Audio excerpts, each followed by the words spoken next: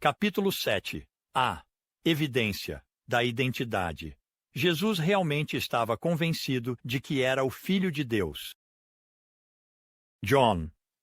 Douglas tem uma habilidade impressionante de olhar para a mente de pessoas que ele nunca conheceu. Como o perfilador psicológico original do FBI, Douglas reunia informações na cena do crime e então usava suas percepções para olhar dentro da personalidade do perpetrador que ainda estava à solta.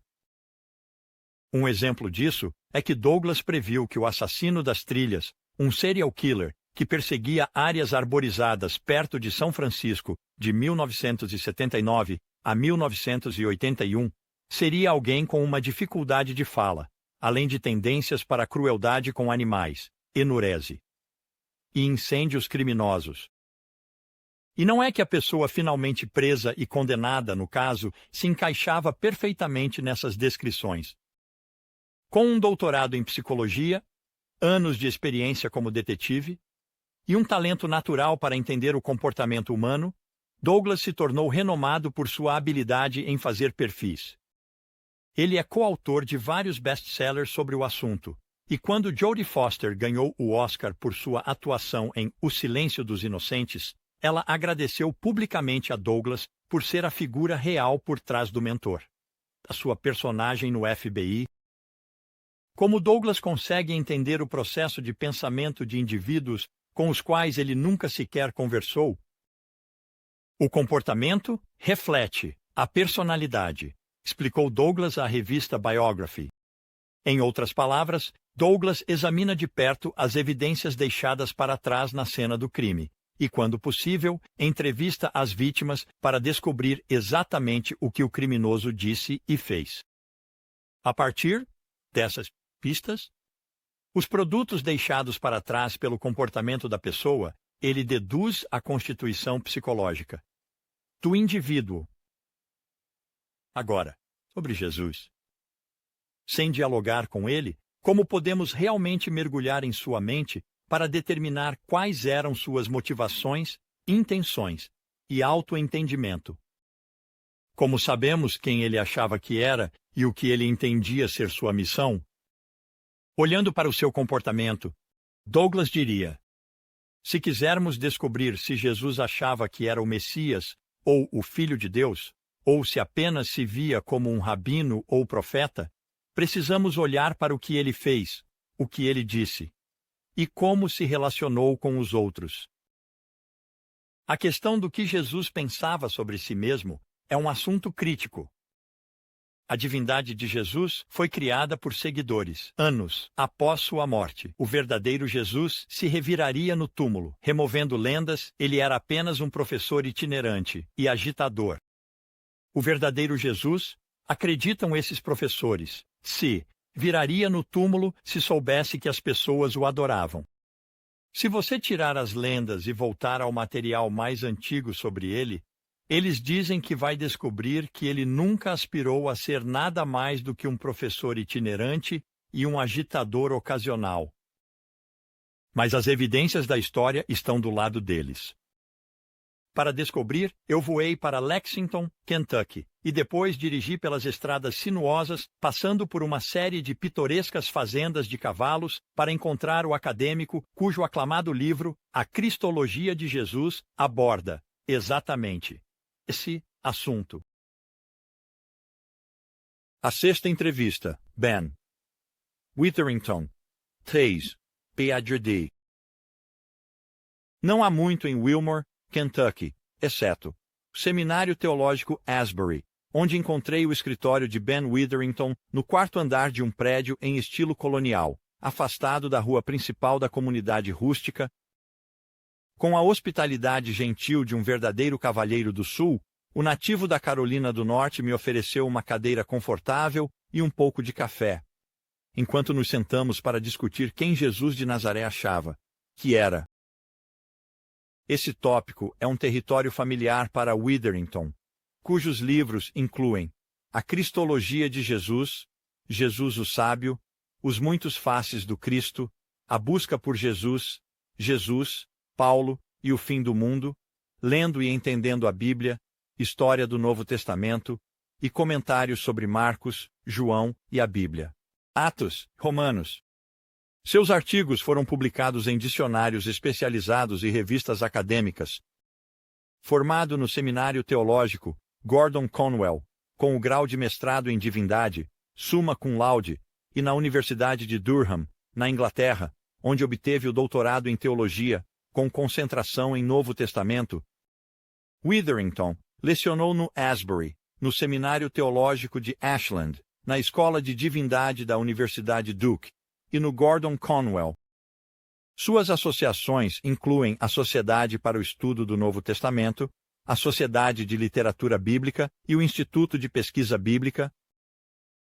Falando, de forma distinta e deliberada, pesando suas palavras com cuidado, Witherington definitivamente soava como um acadêmico. No entanto, sua voz traiu uma inconfundível corrente subjacente de fascínio, até mesmo admiração, pelo seu assunto. Essa atitude se destacou ainda mais quando ele me levou para um tour em um estúdio de alta tecnologia, onde ele estava misturando imagens de Jesus com músicas, cujas letras iluminam a compaixão, o sacrifício, a humanidade e a majestade de sua vida e ministério.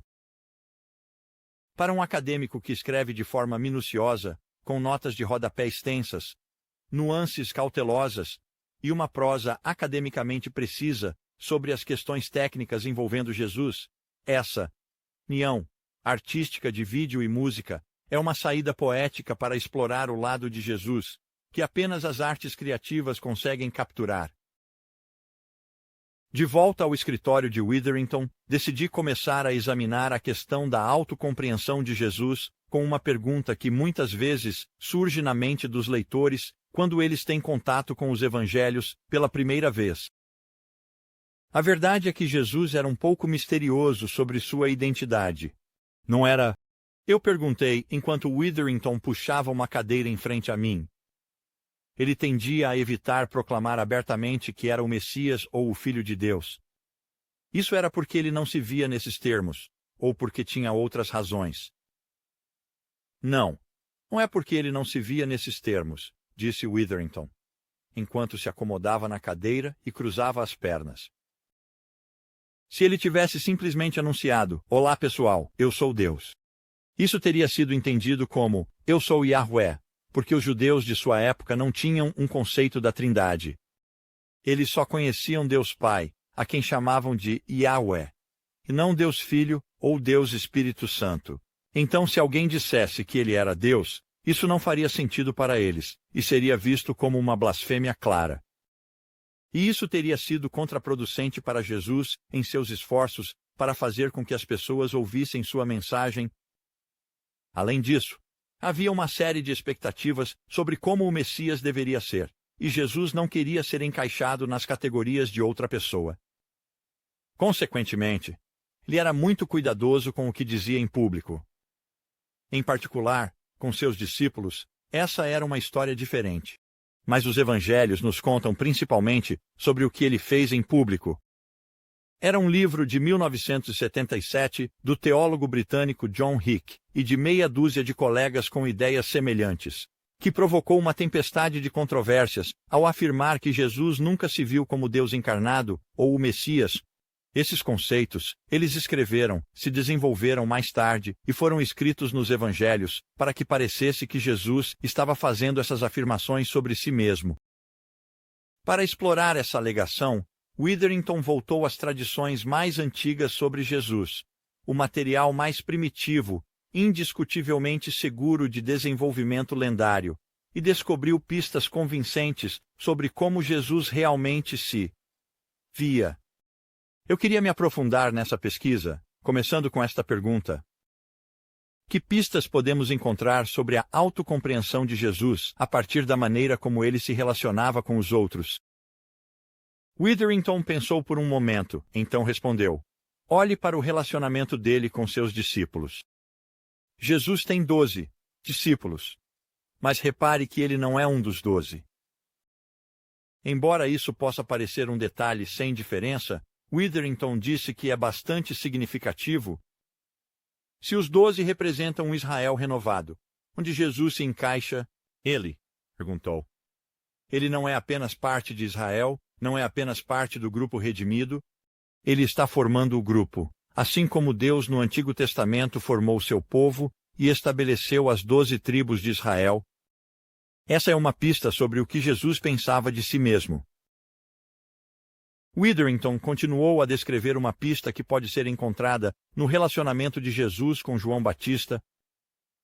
Jesus diz que, de todas as pessoas nascidas de mulher, João é o maior homem da terra. Dito isso, ele vai ainda mais longe em seu ministério do que o Batista, fazendo milagres, por exemplo. O que isso diz sobre o que ele pensa de si mesmo? E o relacionamento dele com os líderes religiosos é talvez o mais revelador.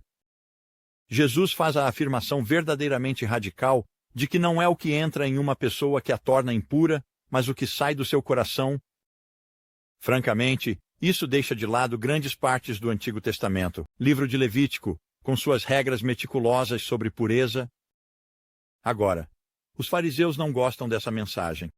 Eles queriam manter as coisas como estavam, mas Jesus disse, não, Deus tem planos maiores. Ele está fazendo algo novo. Precisamos perguntar, que tipo de pessoa acha que tem a autoridade para deixar de lado as escrituras judaicas divinamente inspiradas e substituí-las por seu próprio ensinamento? E quanto ao relacionamento dele, se é que podemos chamar assim, com as autoridades romanas?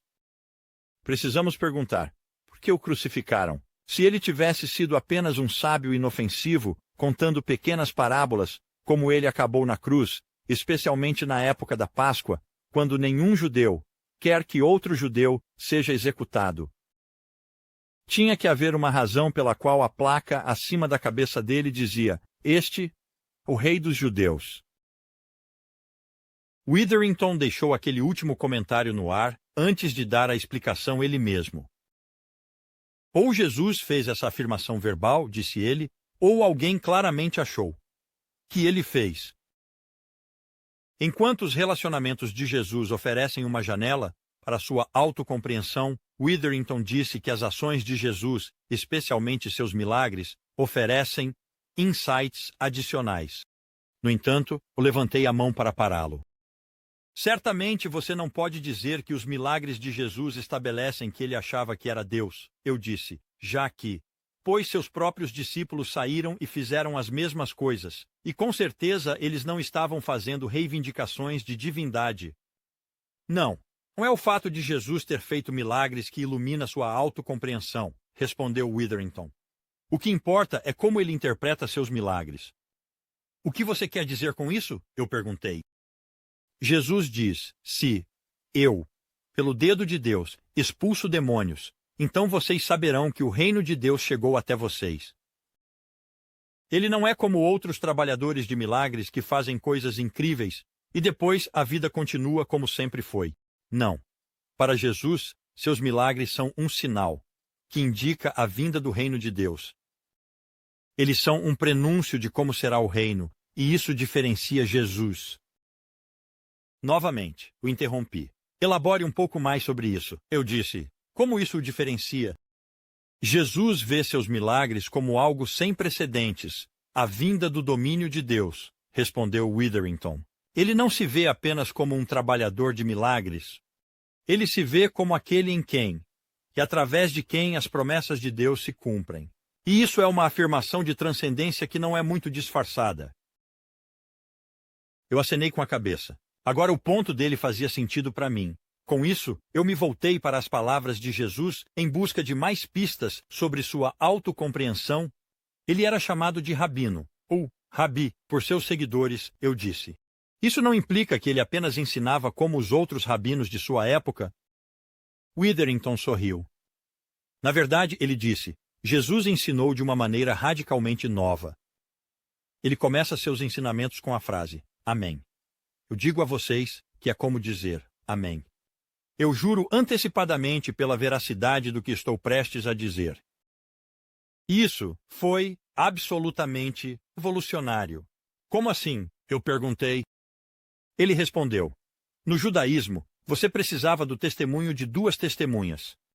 Então, a testemunha A poderia atestar a verdade da testemunha B e vice-versa. mas Jesus testemunha a verdade de suas próprias palavras. Em vez de basear seu ensino na autoridade de outros, ele fala com sua própria autoridade. Então, aqui está alguém que se considera ter uma autoridade acima e além do que os profetas do Antigo Testamento tinham. Ele acreditava que possuía não apenas inspiração divina, como o rei Davi, mas também poder divino.